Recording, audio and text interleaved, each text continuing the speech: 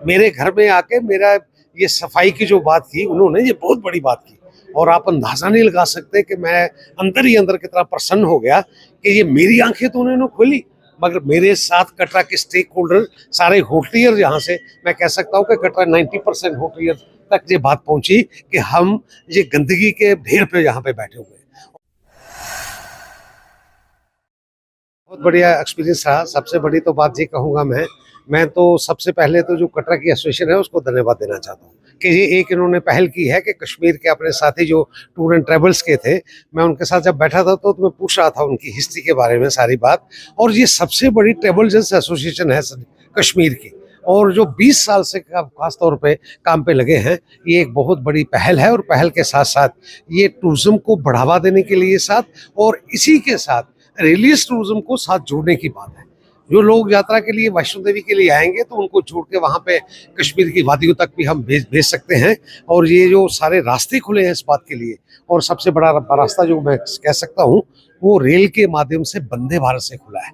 जो आज मैं पूछ रहा था परसों इस कन्क्लेव में आने से पहले कि आज की डेट में जो हवाई जहाज हमारे डायरेक्ट कश्मीर के लिए जाते थे उनका क्या आज के स्टेटस है, तो मुझे पता चला कि वो 75% डिक्लाइंड हो गए हैं लोग। वो उनकी ट्रैफिक जो है, जो कटरा में नहीं आते थे लोग, वो वंदे भारत से एक रास्ता खुला है। एक वंदे भारत मतलब कि आप कह सकते हैं कि कटरा से कश्मीर के लिए, और दूसरी वंदे भारत जो अमृतसर से लेके वो रिलीजियस टूरिज्म के हिसाब से मतलब कि कटरा के लिए। और एक वंदे भारत मैं आपसे कहना भी चाहता हूं कि जो हमने एक डिमांड की है रेलवे मंत्री जी से, मेरे साथ मेरे मेंबर पार्लियामेंट जुगल किशोर जी भी थे, मैं भी था, और कुलदीप दुबे जी जो हमारे रियासी के विधायक हैं, हम तीनों वहां पे गए थे। हमने डिमांड रखी है कि टूरिज्म को बढ़ावा देने के लिए एक आप जो है हमारे खास तौर पे जो हमारे मतलब स्टूडेंट चंडीगढ़ में पढ़ते हैं उनके लिए एक ट्रेन जो है वो यहाँ तक वंदे भारत दें। और उसी के साथ एक डिमांड हमने की है विजडम कोच की, कि विजडम कोच यहाँ से आप चला दें, क्योंकि वो आपका मार्वलस जो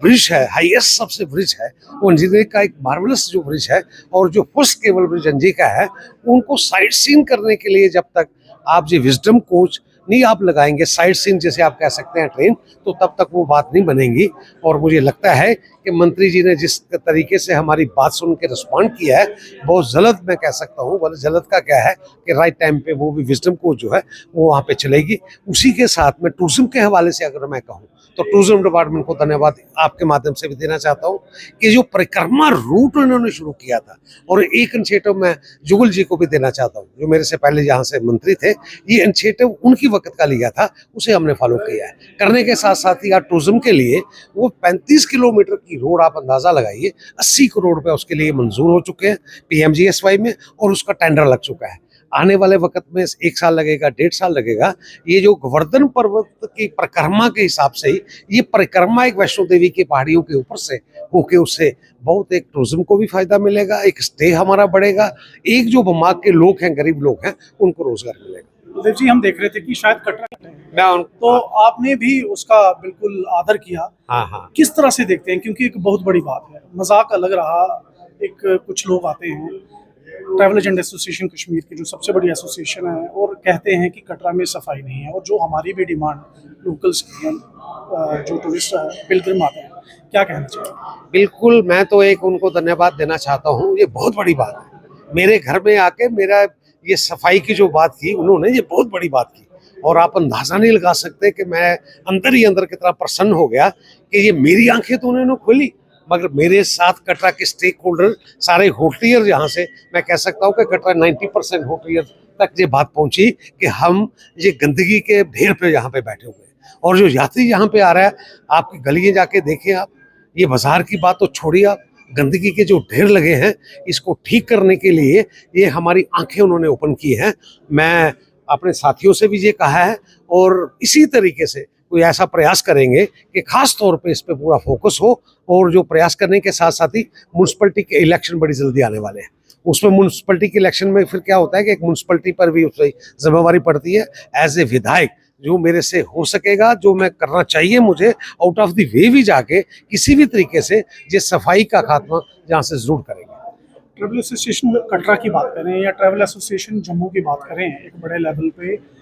हमारी एसोसिएशंस इस संभाग की नेशनल लेवल्स पे कहीं नज़र नहीं आती, और अगर हम ट्रैवल एसोसिएशन कश्मीर की बात करें तो गवर्नमेंट से फंड्स लेकर ये पूरे भारत का भ्रमण करते हैं, अपने जो टूरिज्म डेस्टिनेशंस हैं उनको प्रमोट करते हैं। क्या कारण है कि हमारी कटरा की एसोसिएशन या जम्मू की एसोसिएशन एज ए होल बात करें, ये पीछे रह गई है? बिल्कुल आपने ठीक कहा। जो पुराना इतिहास अगर आप देखें, आज की डेट में भी देखें,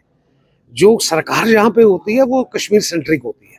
और कश्मीर सेंट्रिक के अलावा जो टूरिज्म का जो 80% जो आप बात करते हैं ना, वो कश्मीर टूरिस्ट की ही बात होती है। ये पिलग्रिम्स टूरिस्ट जो है, हमारे नंबर जो बढ़े हैं, और ये बढ़ने के मतलब के 2-4-10 साल के अंदर जो बढ़े हैं सारी चीज़ें, हमें ऑलरेडी हम सेकंड मार्क पे थे, फर्स्ट प्रेफरेंस कश्मीर को मिलती थी, मगर अब वो बात खत्म हो रही है आस्ता आस्ता। खत्म होने के साथ साथ ही यहाँ की टूरिज्म की इंडस्ट्री के साथ साथ ट्रैवल का काम करने वाले टूरिस्ट एजेंट जो सारे हैं, जो करने वाले, उन्होंने बड़ी अब इसमें बड़ी शिद्दत के साथ वो आगे बढ़ रहे हैं। और मुझे आने वाले वक्त में मुझे लग रहा है कि जिस तरीके से सरकार मतलब Kashmir tour and travel agents और बाकी को फोकस करती थी, आने वाले वक्त में जम्मू के भी टूर एंड ट्रैवल एजेंट्स को और इस टूरिज्म के एंगल से